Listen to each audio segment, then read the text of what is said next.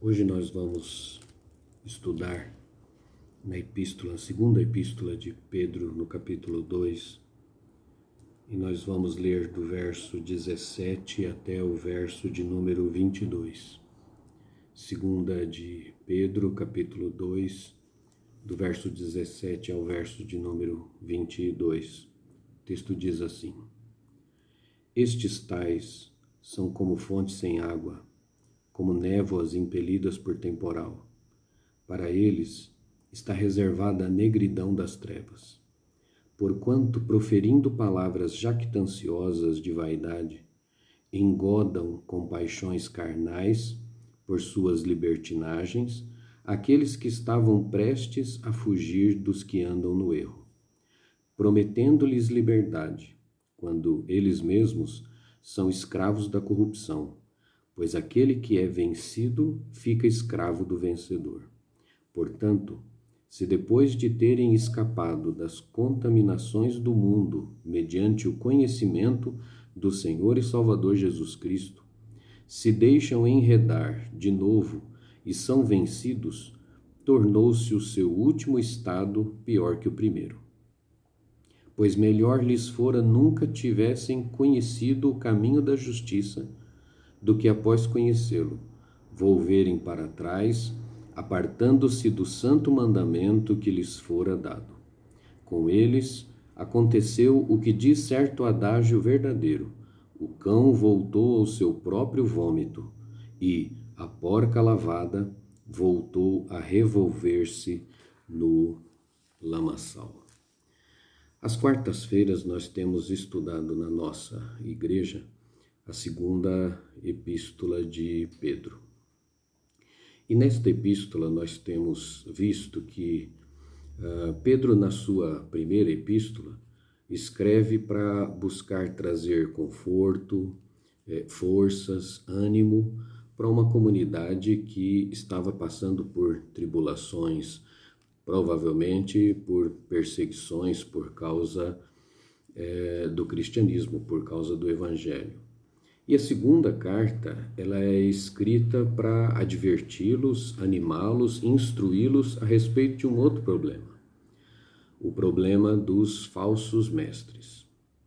Então nós temos na primeira carta Pedro os instruindo, alertando e fortalecendo sobre um problema que vinha de fora para dentro.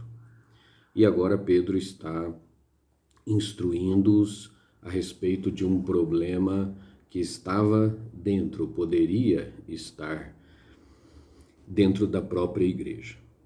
Nesse capítulo 2, Pedro tem demonstrado a existência de falsos profetas.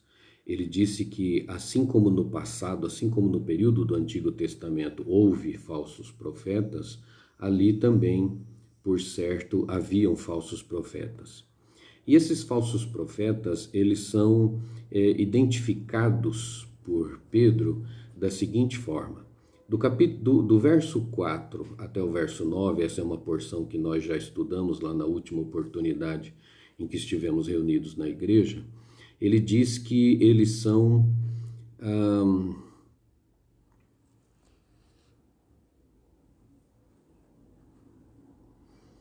eles vão ser punidos.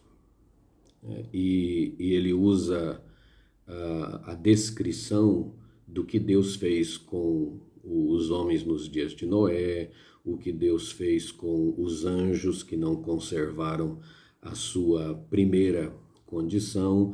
Então ele diz que é certo que o juízo de Deus virá sobre eles. Uma outra coisa que ele faz é descrever o caráter desses falsos profetas. No verso de número 10, ele diz que eles são arrogantes, que eles não respeitam as autoridades constituídas.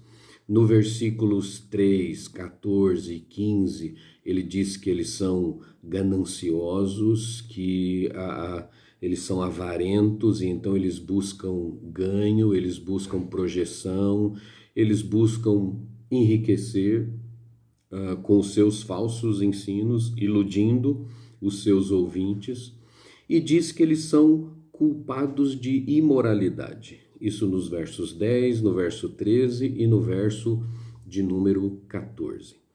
Isso porque uma das coisas que Pedro destaca que era ensinada por esses falsos profetas era sobre a libertinagem, né? Ou seja, eles pegavam o ensino do Novo Testamento, o ensino apostólico a respeito da graça, e deturpavam este ensino, dizendo que uma vez que a graça é capaz de perdoar todos os pecados, então nós podemos viver na imoralidade, podemos viver na prática constante do pecado, e a graça vai ser suficiente para nos limpar, nos purificar de qualquer tipo de vida que se tenha.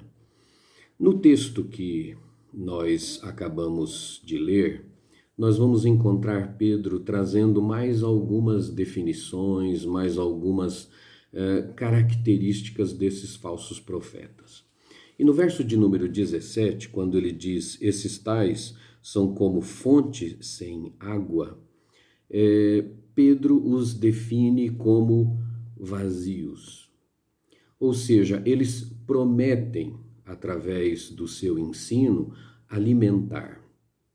Mas aquilo que eles têm a trazer não é verdadeiro, então não alimenta. Na verdade, o que eles têm para trazer é veneno. São corrupções do Evangelho, são instruções que, ao invés de aproximar as pessoas de Deus, afastam de Deus. São ilusórias porque prometem vida eterna, prometem salvação, prometem comunhão com Deus, promete que a graça vai cobrir todos os pecados, mas deixam de ensinar que é preciso ter arrependimento, santidade. Então, a palavra que eles tinham a trazer era enganosa. Ela era uma fonte que parecia poder suprir as necessidades, parecia poder saciar a sede, mas não tinha nada. E quando ele compara a névoa, é porque era algo muito passageiro. Talvez nós poderíamos ilustrar isso dizendo que a mensagem talvez impactasse no momento, lhes emocionasse, lhes fizesse chorar, ou trouxesse ânimo quando talvez dissesse a eles: você pode, você é capaz, você tem forças, como os modernos coachings fazem hoje. Mas assim que passava aquele momento de envolvimento emocional, a disposição, o ânimo ia junto. Ou no primeiro problema, na primeira dificuldade, se percebia que aquela instrução, aquele ânimo era passageiro, não tinha raízes profundas, ou seja, não era capaz de saciar de verdade. Uma outra coisa que ele diz sobre eles está nos versos 18 e 19. No verso 18, ele diz: porquanto proferindo palavras jactanciosas de vaidade, engodam com paixões carnais por suas libertinagens aqueles que estavam prestes a fugir dos que andam no erro. O que Pedro está dizendo é que havia um grupo de pessoas que deveria ter ouvido o Evangelho, simpatizou-se com o Evangelho, estava inclinado a seguir neste caminho do Evangelho, mas que foram, digamos assim, discipulados por esses falsos mestres. E aí, na verdade, ao invés deles abandonarem um caminho de pecado, ao invés de se aproximarem do caminho de santidade, do caminho de Deus, daquele ideal que pode trazer, né, o único que pode trazer verdadeira satisfação e alegria, eles acabavam sendo enganados por uma promessa de salvação em meio a uma vida libertina. O que ele diz no verso 18 é que as suas palavras eram jactanciosas, ou seja, eram palavras orgulhosas, soberbas e fundamentadas na vaidade. Quer dizer, eram pregadores que chamavam a atenção para si. Nós temos visto lá na igreja nos domingos à noite, sobre a primeira carta do apóstolo Paulo aos Coríntios, e uma das coisas que nós vemos é Paulo combatendo a falta de unidade da igreja, e uma falta de unidade que se demonstrava, né, se revelava, entre outras coisas, a partir de foco em personalidades. Né? Quando um dizia eu sou de Paulo, outro eu sou de Pedro, outro eu sou de Apolo, outro eu sou de Cristo, e com isso eles revelavam que estavam focados em pessoas. E Paulo vai argumentando com eles sobre o fato de que ele mesmo, Paulo, não levou a eles um evangelho com palavras de sabedoria ou focado em si, chamando atenção para si, mas sim levando-os a olhar para o evangelho, a olhar para Deus, a olhar para Cristo e não para as pessoas. Ou seja, olhar para a mensagem e não para o pregador. Esses falsos profetas, eles estão preocupados consigo, com o seu nome, com a sua projeção. Então, eles buscam uma pregação que mostre quão capazes eles são, que alimentem a sua vaidade. E essa pregação, com este foco para si mesmo, era uma pregação que enganava, quando ele diz engodam com paixões carnais, enganava fazendo uma proposta que para a natureza carnal, para a natureza humana é interessante, pois era a proposta de você pode estar bem com Deus, viver bem com Deus e ao mesmo tempo satisfazer todas as paixões da carne, ou seja, viver de forma imoral, libertina. A proposta, portanto, é vocês podem ser salvos e viverem em pecado ao mesmo tempo, e Pedro diz que isso é um engodo. E a outra coisa que eles enganavam está no verso de número 19. Ele diz, prometendo-lhes liberdade, quando eles mesmos são escravos da corrupção, pois aquele que é vencido fica escravo do vencedor.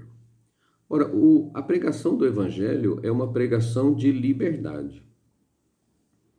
Mas este evangelho que eles pregavam prometia liberdade, e era exatamente isso que eles diziam, olha, você pode pecar livremente, mas nós sabemos que, segundo o ensino das Escrituras, pecado não traz liberdade, pecado escraviza. Quer dizer, o homem, no seu estado natural, não tem poder em si mesmo para dizer não ao pecado, para se libertar destas amarras. É só em Cristo Jesus que nós conseguimos poder, condições para sermos libertos do pecado. O que o Evangelho nos ensina é que Cristo derramou o seu sangue, Cristo deu a sua vida, Cristo fez a sua obra, ressuscitou exatamente para que nós fôssemos livres do pecado e não para que vivêssemos na prática ou dominados pelo pecado. E era exatamente isso que eles prometiam. Então Pedro está dizendo, olha, como é que eles podem prometer liberdade se eles mesmos foram vencidos pelo pecado? Ora, se você é vencido por algo ou por alguém, você está escravizado por aquele que venceu. Assim, o que Pedro está dizendo é, olha, na guerra contra o pecado, eles perderam, eles são escravos da corrupção. Eles não são capazes de abandonar essa avareza, de abandonar esse orgulho, de abandonar essa vaidade, essa imoralidade que tem tomado conta da vida deles. Então, como eles podem prometer liberdade se a pregação que eles vivem, a pregação que eles anunciam, é uma pregação escravizadora? E por fim, o apóstolo Pedro os identifica como apóstatas. Nos versos 20 e 21, ele diz assim, portanto, se depois de terem escapado das contaminações do mundo mediante o conhecimento do Senhor e Salvador Jesus Cristo, se deixam enredar de novo e são vencidos, tornou-se o seu último estado pior que o primeiro. Pois melhor lhes fora nunca tivessem conhecido o caminho da justiça, do que após conhecê-lo, volverem para trás, apartando-se do santo mandamento que lhes fora dado. Pedro os identifica como pessoas que, num primeiro momento, aparentemente responderam positivamente ao Evangelho, ou seja, professaram fé no Evangelho de Cristo Jesus. No entanto, essa fé, ela não se mostrou verdadeira, ela não se mostrou real. E isso por quê? Porque eles continuaram vivendo na prática do pecado. Vejam que quando ele diz no verso 20, depois de terem escapado das contaminações do mundo, significa, por um momento breve, eles receberam o Evangelho que tem como objetivo libertar das amarras do mundo. No entanto, apesar de conhecer estas verdades, de ouvir a respeito do Senhor e Salvador Jesus Cristo, eles se deixaram levar, foram vencidos pelo pecado. Entregaram-se a uma vida de pecado. E no verso de número 21, ele diz, olha, seria melhor que eles não tivessem conhecido. O Senhor Jesus, em Mateus 12, 43 e 45, versos 43 a 45, ele ilustra essa ideia quando diz que um coração que é dominado pelo demônio é como uma casa suja, e então o demônio é expulso dali, a casa é limpa, mas a casa não é ocupada. O Espírito Santo não vem habitar nessa casa porque não foi uma conversão verdadeira, real. Foi algo emocional, intelectual, algo momentâneo apenas, e então ele diz que esse demônio volta para aquela casa, encontra limpa e traz muitos outros com ele, de modo que o estado daquela pessoa se torna pior do que a primeira. O autor aos Hebreus, no capítulo 10, dos versículos 26 a 31, ele diz algo parecido. Ele diz que se alguém conheceu a obra de Cristo, mas, parafraseando o texto, pisou sobre a obra de Cristo, ele diz, olha, o que se espera, o que se tem é uma expectativa de juízo.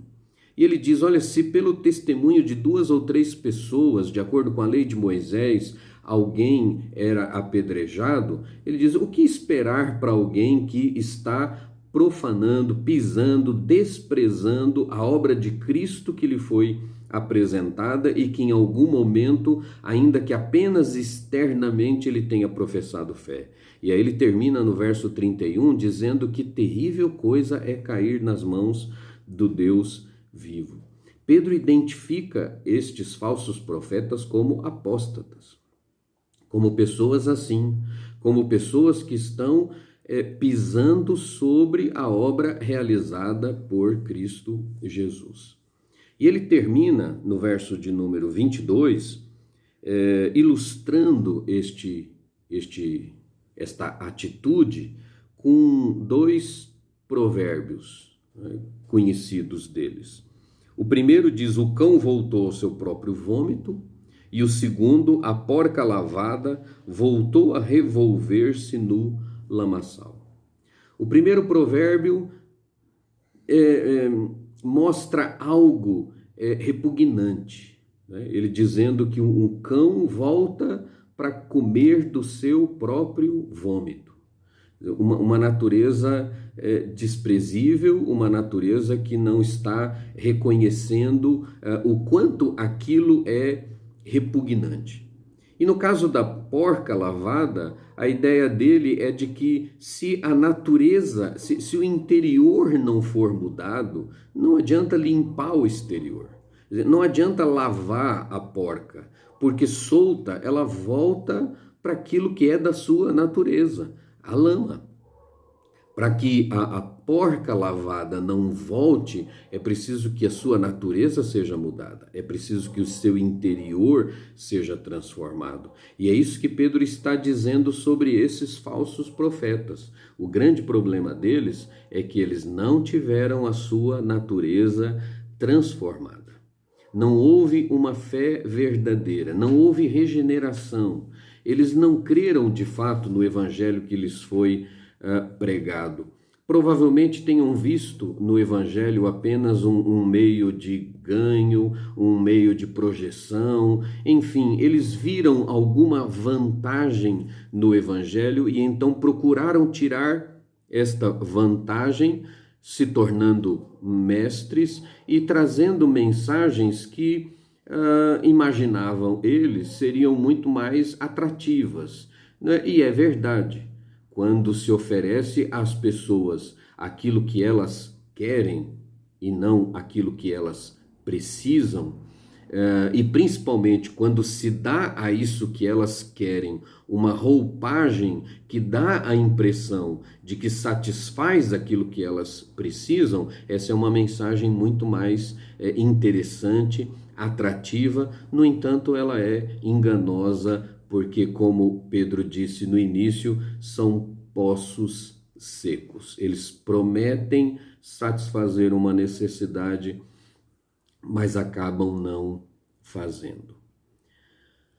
O que Pedro nos ensina com isso é o seguinte: primeiro, é que o nosso foco precisa estar no conteúdo daquilo que nós estamos estudando, o conteúdo daquilo que está nos sendo ensinado, pregado, e procurando verificar se isso realmente está de acordo com o Evangelho. O Evangelho propõe vida transformada, e a pregação desses falsos mestres não ensinava transformação alguma. O Evangelho de Jesus Cristo, ele nos ensina que Cristo morreu para nos libertar do pecado e não para nos libertar para o pecado.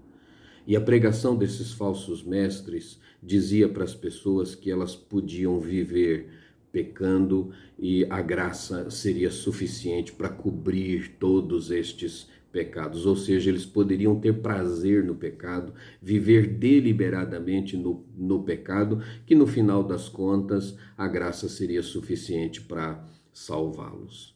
Mas o que nós vemos ao longo de toda a Bíblia é a cobrança de que, como Deus é santo, nós precisamos ser santos. A oração de Cristo sacerdotal pedia que a igreja fosse santificada na verdade, a palavra do Senhor é a verdade. Então, é nisso que nós precisamos pensar, é nisso que nós precisamos nos concentrar, no que está sendo ensinado. E a outra coisa que nós precisamos ter em mente é que nós só vamos nos apropriar desta verdade pela misericórdia do Senhor, pela ação do Espírito Santo sobre a nossa vida, por uma fé sincera dada pelo próprio Deus a nós em Cristo Jesus. Então nós precisamos clamar a Deus por misericórdia. Nós precisamos nos aplicar no ensino, no aprendizado, mas precisamos colocar diante do Senhor essa nossa necessidade, pedir a Deus que abra o nosso entendimento, nosso coração, que nos ilumine, que nos conduza aos passos, que nos dê uma fé verdadeira, que o Espírito Santo nos guie em toda a verdade. Que Deus assim nos abençoe a todos, que Ele nos dê condições de enxergarmos a verdade e vivermos pela verdade. Deus nos abençoe. Amém.